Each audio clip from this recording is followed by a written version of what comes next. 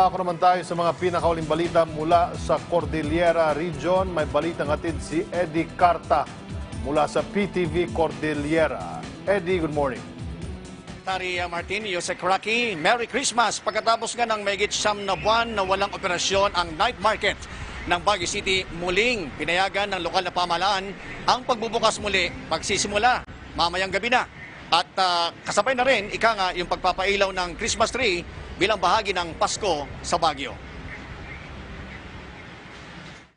Pinanindigan ni City Administrator Engineer Bonifacio de la Peña na dumaan sa matinding dialogo at pag-aaral sa pagpayag na muling buksan ang dinadayong night market ng City of Pines simula ngayong gabi. Matagal na nilang hinihiling na magbukas na sila kasi talagang yung mga vendors natin sa night market are suffering. And we would like to take advantage of this holiday season para kumita naman sila, no? Laking pasasalamat at ikinatuwa ng mga negosyanteng kabilang sa balik operasyon dahil pagkakataon na rin nila na makabawi simula nung March lockdown.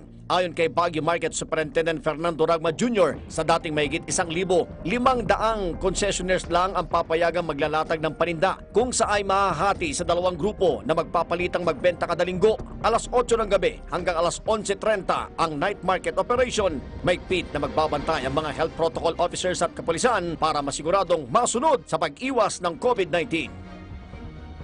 Sa aking likuran, ang mahigit 500 meters, magiging 3 lane, magyayari ang night market operation na siguradong dadayoy na naman ng mga bisita at mga turista.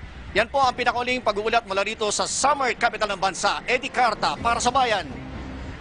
At Eddie Carta ng PTV Cordillera.